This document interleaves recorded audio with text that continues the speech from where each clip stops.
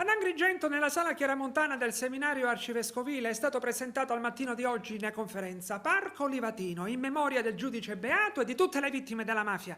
Il Parco Livatino interesserà l'area adiacente alla stele commemorativa dell'uccisione del giudice, incontrata a Gasena, lungo la strada statale 640. L'iniziativa è promossa dalla delegazione provinciale del CONAIPA, Coordinamento Nazionale per gli Alberi e il Paesaggio, intitolata al beato Rosario Livatino. Abbiamo creato noi questa associazione che è dedicata a lui. L'iniziativa nasce da quel ponte che è stato fatto sopra la parte dove è stato ucciso il giudice, che praticamente ci sono gli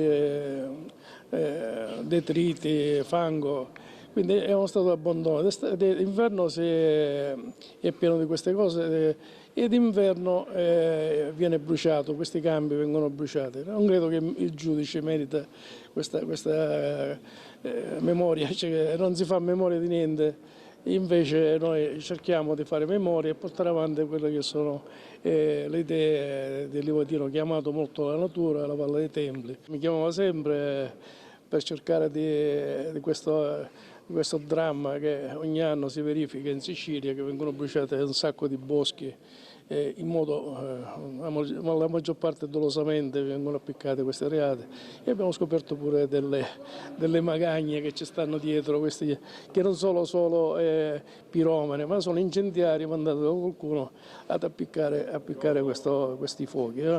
E quindi stiamo portando avanti da un paio di anni questo progetto per rinverdire questa scarpata, quindi bonificarla e poi mettere un centinaio di alberi.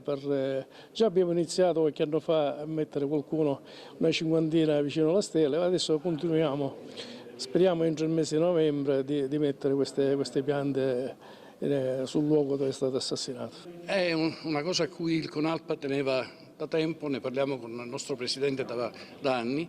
Finalmente cominciamo a fare i primi passi, perché siamo riusciti ad ottenere una concessione di ANAS per un periodo di 10 anni, ma soprattutto l'abbiamo ottenuta a titolo gratuito. Questo è stato un grande gesto e una grande sensibilità che ANAS, sia la Direzione Generale che il Dipartimento regionale della Sicilia, hanno dimostrato per questo progetto. Questa sensibilità va ricambiata con il nostro impegno, perché dovremmo fare in modo di realizzare questo parco per fare in modo che la memoria del beato Rosario Livatino non passi inosservata, non sia dimenticata fra le nuove generazioni, ma ne faremo sicuramente un luogo meta di visita da parte di studenti, famiglie e gente sana che ha voglia di ricordare. Il progetto è stato commissionato dal CONALPA, quindi è giusto dire che l'idea di valorizzare l'area viene proprio dalla delegazione agrigentina del CONALPA.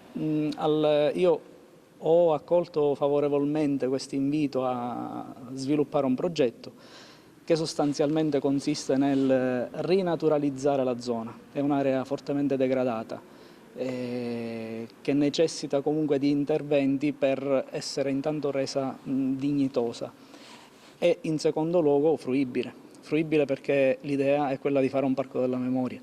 Quindi partendo da un'area che ha un valore, un significato per noi cittadini importante, è giusto iniziare a valorizzarla, promuoverla e renderla fruibile. Nella fattispecie comunque si prevede una sistemazione intanto della scarpata esistente per consentire anche l'accesso ai mezzi e poter anche rendere più facile un'eventuale manutenzione.